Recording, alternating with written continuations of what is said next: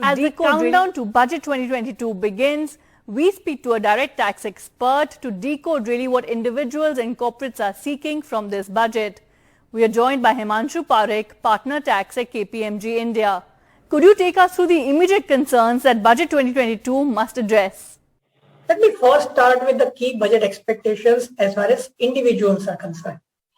If we look at the basic exemption slab for individuals, that is 2.5 lakhs since the last several years. You look at the limit of Section 80C deduction, that has remained untouched at 1.5 lakhs again since last several years. Similarly, the deduction of interest on housing loan, that is stagnant at the figure of 2 lakhs since last several years.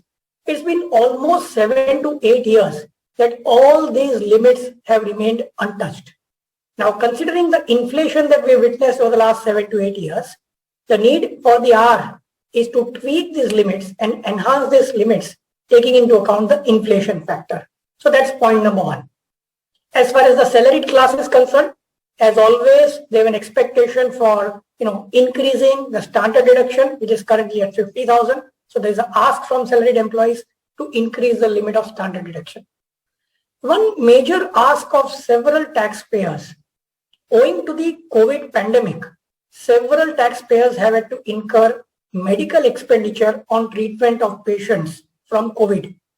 And one of the major asks to the finance minister is that a tax deduction should be allowed vis-a-vis expenditure incurred for COVID treatment.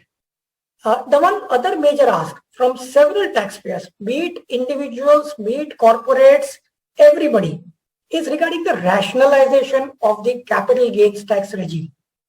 All right, and what to your mind are the three focus areas for the corporate world?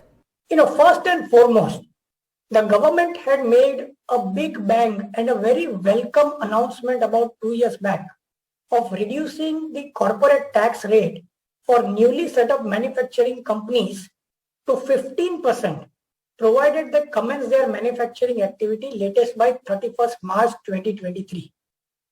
Now, owing to the COVID pandemic, the manufacturing setting up plans for several companies have gone awry, and they are not on target in terms of setting up the manufacturing activity latest by 31st March 2023.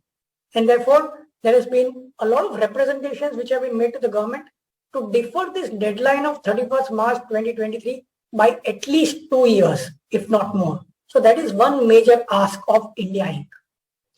The second ask is in the context of SEZs or special economic zones.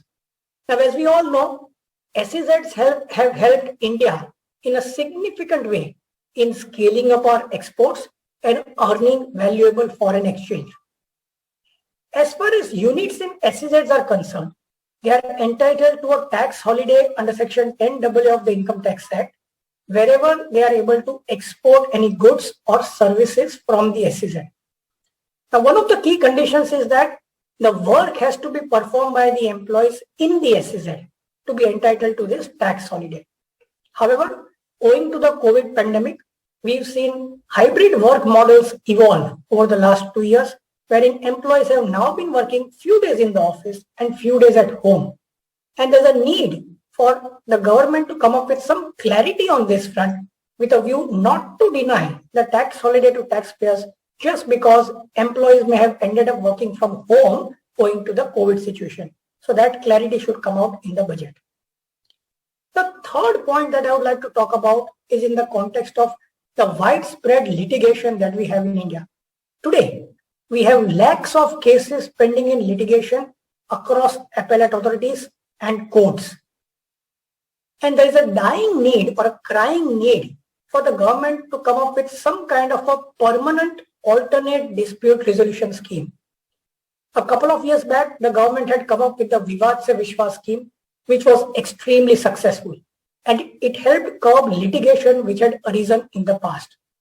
Now, to take care of litigation which could potentially arise in the future, the need of the hour is for the government to come up with some kind of a mediation scheme allowing for a negotiated settlement of disputes between the taxpayers and the tax department so that widespread litigation does not arise as a result thereof. The need of the hour is to cut the bud in the nip itself and not let litigation arise at all. All right. Thank you for your time and thank you for this interaction.